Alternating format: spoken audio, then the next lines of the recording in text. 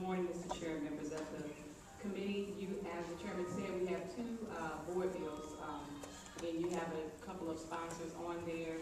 That's because the redevelopment plan touches in actually 5 different boards, and so all of us are on there as sponsors. Board Bill 218 is an ordinance that has attached to it the general development agreement.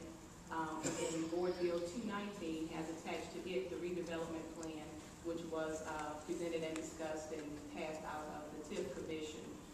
We also have a couple of amendments which are pretty much cleanup items that will be talked about. Barbara will go through in her presentations, and I will bring those at the end of the meeting before we close. I'll start off with a couple of things. Basically, from the perspective that I'm speaking, are things that are community interests, things that I've heard from the community over the years and recently since we've been talking about this, and Barbara will go into the more technical and legal aspects of the ordinances. First, I would say I think it's important to clear up a couple of things. One is a couple of things that the plan is not. The plan does not have eminent domain in it. The plan does not have a, ordinances we have does not have a city guarantee in them. And also, one of the things I've been asked about a lot is the plan does not have exclusive rights to the developer. There will be other developers that are allowed to develop in the area. One thing that I think is important is that we don't have land that may not be able to be developed, and then we stop everything else from happening, or anyone else who may have some resources to make something happen. And so we wanted to still reserve the right and allow others, if they fall within what the plan requires, to be able to also develop in the area. The plan that we have that is attached to Board Bill 219 is a proposed, what I would get is more of the conceptual. You will see in the maps that it talks about areas that pretty much are all natural for commercial development, and areas that are natural for residential, because that's where residential once was, and for the commercial, that's where commercials once were, on the main thoroughfares. And also within the plan, they propose to bring a diverse housing stock, which I think is very important, and we've talked about for a long time, having rental and for sale, having affordable and market rate. It also talks about bringing places for us to shop, which we don't have a lot of at this time. Larger places as well, which we don't have in all of North St. Louis. So it's not just, I don't see it as just for the ward, but for a larger area where you don't have some of these type of businesses at all. Also there in the redevelopment plan, it talks about bringing streets, bringing alleys. It talks about the TIF primarily is for infrastructure, which is one of the reasons that I support it, because normally if had a perfect situation, the city would be improving the infrastructure. MSD would improve their infrastructure. The water department would be able to improve theirs. The street department would give us the new streets and alleys that we need, and the other utility companies. But since we know we are all at a shortfall when it comes to funds, that doesn't happen, and we don't get the services that we need. The TIF, most of all the TIF will be used for infrastructure. So some of the things that I've heard in meetings is that, well, suppose they don't do the development. Well, I hope that they are able to do some development, but we still, as far as relates to the TIF, will have improved infrastructure, which will make our area more attractive for development, no matter who develops it.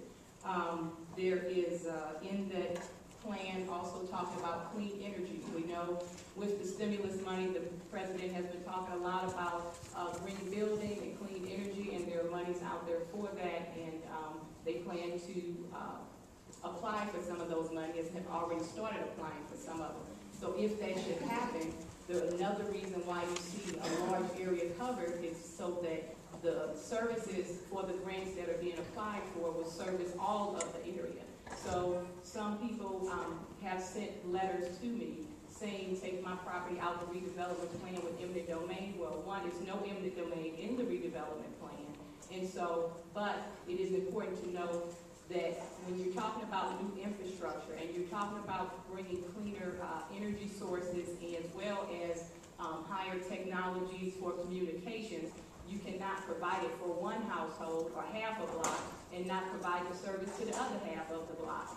And so if we should be fortunate to get some federal funds or state funds or local funds to provide services that some areas already have, and then everyone in the area would benefit from that without it costing us anything. And some of those things, such as the cleaner energy sources, would also help us in reducing our current costs. We do plan to come back with some creations of boards that are community boards and special districts, kind of like the SIDS, that help us to have business owners on it, residential participants on it that choose to be, and the developer will have a representative on it, and they will make sure that some of the taxes that are created go into a fund, special district, that help us to maintain it in the long term. Because another question that people have is, if you make all these wonderful improvements, who's going to maintain it? We know right now the city, we can't afford to do a good job on keeping our own properties maintained and our parks up to the standard that we would like. And so that is an approach to look at it long term, how you would maintain the area and keep it looking nice, as well as you put residents on boards that help to, that have investment there and then have an interest to look after it long term and continue to have some input. And so we'll be having legislation later on, if all this should pass, to create those community boards. Also, there is a maintenance plan in this bill that is before you, in both of them actually. There is a maintenance plan that was put in the redevelopment plan that talks about the developer must maintain all the properties that they own for the length of time that they own them. And then we were able to go into more detail in Exhibit K in the redevelopment agreement that has some things such as, I think they have to cut the grass at least once every 30 days. They have to board up all windows and doors, including, you know, the second floor. We made the ad, someone brought that up at a meeting last night, the third floor, which I didn't think about before once they said all doors and windows.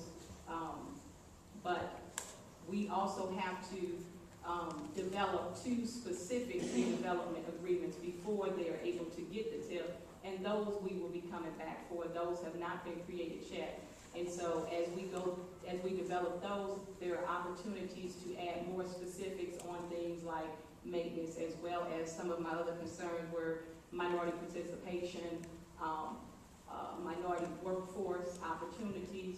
In your redevelopment plan, it speaks to goals on